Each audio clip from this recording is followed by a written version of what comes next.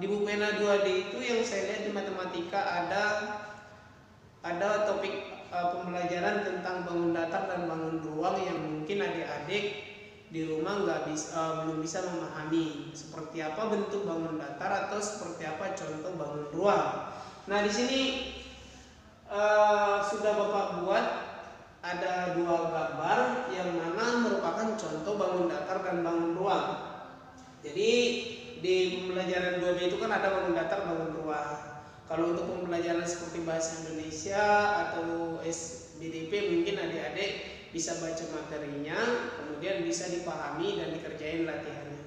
Nah, ini untuk bangun ruang. Bangun ruang itu kan bangun yang terbentuk dari sisi bangun datar dan membentuk sebuah ruang. Jadi untuk contohnya yang lebih sederhana di sini, ini tabung, bentuknya kan botol. Kalau di dalam bentuk bangun ruang disebut tabung. Ini misalnya ini foto bingkai, ini kan bangun datar. Lalu bedanya bangun ruang sama bangun datar itu apa? Bangun ruang itu dia ada ruang yang kosong, ada ruang yang merupakan yang harus diisi. Contohnya misalnya, ini kan ada ruangan nih, bangun datar, bangun ruang ini ada ruang. Contohnya ini, ada ruang di dalamnya. Nah, ini.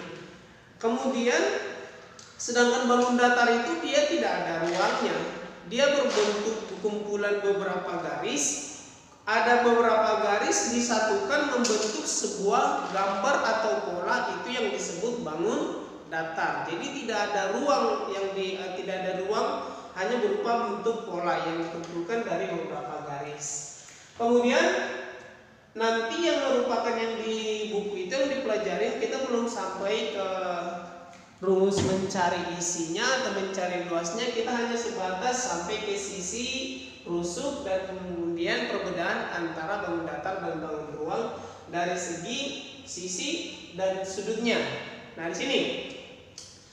Jadi bangun ruang itu sebenarnya bangun ruang itu adalah perpaduan bangun datar. Kalau nanti yang ini misalnya bangun ruang, kalau kita ambil sisi atasnya yang ini, kita ambil sisi atas ini kan sisi namanya. Kita ambil sisi atasnya ini kan bangun datar, lingkaran. Sedangkan kalau dipadukan misalnya berarti di dalam tabung ini ada 2 lingkaran. Di atas, kemudian ini di bawah. Kemudian sisi yang ini kan sisi persegi panjang. Persegi panjang hanya dibuat disatukan, dilengkungkan menjadi sebuah tabung seperti itu. Nah, kemudian kita akan belajar dari sisinya. Sisi pada bangun ruang itu merupakan sebuah bangun datar.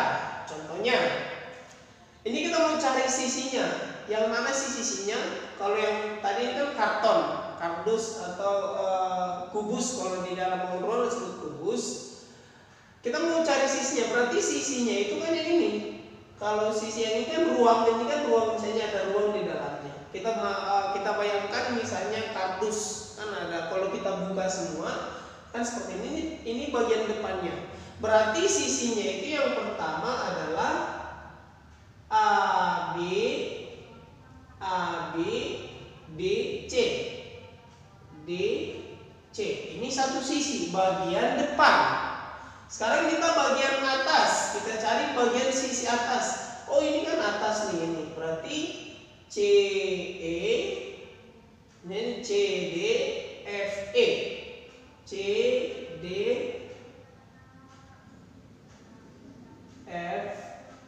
Nah, seperti itu.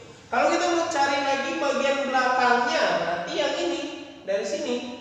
Boleh misalnya EFGH, atau misalnya ya, kalau menyebutkan bagian sisi itu boleh dari mana aja. Misalnya mau dari H dulu boleh, HEFG boleh, atau GHEF boleh. Kemudian sisi samping kanan itu kan seperti sebelah sini, berarti kita lihat boleh misalnya ini BDFG. Samping kirinya mana? Ini CEHA. Nah, itu adalah merupakan sisi pada bangun ruang. Kemudian ada rusuk. Kalau rusuk itu di buku itu biasanya disebut dengan ruas garis atau rusuk. Jadi ini sama dengan ruas garis. Nah, ini sama dengan ruas garis. Jadi rusuk pada bangun datar merupakan sisi pada bangun datar. Nah, itu bedanya. Jadi rusuk itu berarti ini dua garis, ada dua garis yang menghubungkan sisi-sisi tadi, sisi yang ini. Di dalam ABCD ini, dalam sisi ABDC ini kan ada beberapa garis. Ada beberapa garis itu yang disebut rusuk. Contohnya di sini misalnya kita cari nih. Oh, ada rusuk AB. Kemudian apa lagi? AB, kan ini. AB ini garisnya. Kemudian ada nih BD. BD. Kemudian ada lagi nih DC. DC dan CA. Nah, itu pada sisi bagian depan.